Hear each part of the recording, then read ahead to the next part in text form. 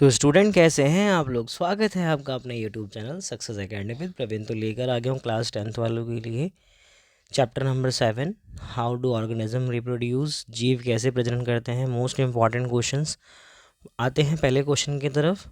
पहला क्वेश्चन क्या कह रहा है, जीवों को प्रजनन की आवश्यकता क्यों होती है। जीवों को प्रजनन की आवश्यकता इसलिए होती है ताकि उनकी प्रजाति पृथ्वी पर बनी रहे और नई पीढ़ियाँ उत्पन्न होती रहे। अगला प्रश्न है, यदि किसी जीव में प्रजनन ना हो तो क्या होगा। यदि किसी जीव में प्रजनन ना हो तो उस जीव की प्रजाति समय के साथ विलुप्त हो जाएगी। प्रजनन के मुख्य 4 कौन से प्रकार हैं। तो प्रजनन के 2 प्रकार हैं। प्रजनन के मुख्य प्रकार कौन कौन से हैं। तो प्रजनन के 2 मुख्य प्रकार किस तरीके से हैं। एक है अलैंगिक प्रजनन, यानी कि जिसको हम असेक्सुअल रिप्रोडक्शन करते हैं, और दूसरा है लैंगिक सेक्सुअल रिप्रोडक्शन। अमीबा किस प्रकार प्रजनन करता है।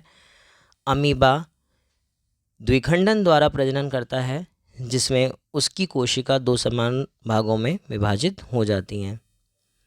यीस्ट किस प्रकार प्रजनन करता है।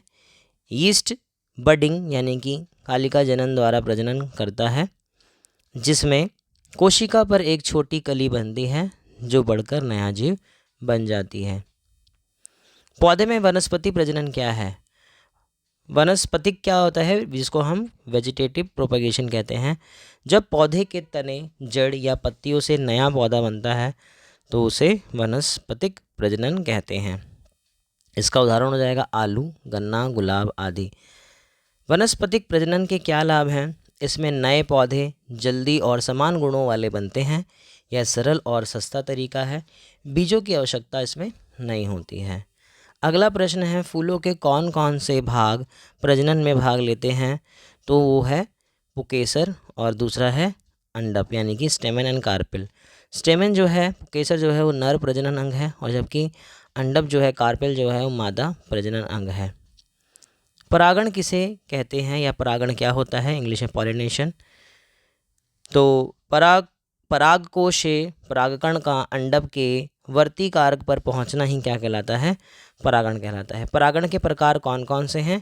तो 2 प्रकार के परागण होते हैं। एक होता है स्वपरागण, जिसमें एक ही फूल में कहीं ना कहीं पॉलिनेशन होता है, और दूसरा है परपरागण, यानी कि एक फूल दूसरे फूल में जाके क्रॉस पॉलिनेशन करता है। अगला प्रश्न है, निषेचन क्या है। जब नर और मादा युग्म मिलते हैं और युग्मनज बनता है तो इस प्रक्रिया को निषेचन कहा जाता है। बीज और फल कैसे बनते हैं।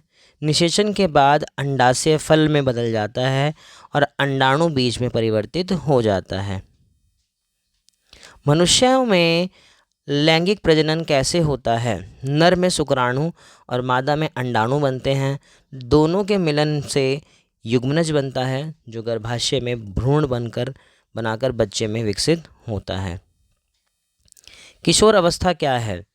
यह वह अवस्था है जब बच्चे के शरीर में यौन परिपक्वता से संबंधित परिवर्तन होने लगते हैं। यह लगभग 11 से 19 वर्ष की आयु के बीच होती है। अगला प्रश्न है, हार्मोन का क्या कार्य है। हार्मोन हमारे शरीर में वृद्धि, यौन विकास और विभिन्न क्रियाओं को नियंत्रित करते हैं। परिवार नियोजन क्यों आवश्यक है।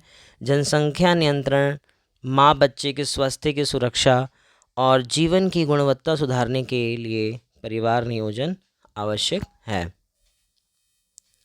यौन रोग क्या है। यौन संक्रमित रोग, जिसको इंग्लिश में एसटीडी बोलते हैं, सेक्सुअली ट्रांसमिटेड डिजीज। वे रोग जो यौन संपर्क से फैलते हैं उन्हें यौन संक्रमित रोग कहा जाता है। इसका उदाहरण हो जाएगा एड्स, सिफिलिस, गोनोरिया आदि।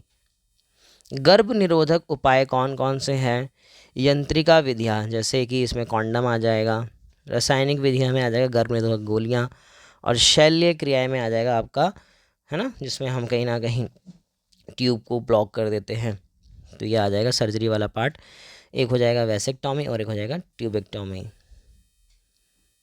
इसी के साथ हमारे रिप्रोडक्शन यानी कि प्रजनन वाले चैप्टर के इन टेक्स्ट बुक के क्वेश्चन आंसर कंप्लीट होते हैं। मिलते हैं नेक्स्ट वीडियो में। Thank you so much.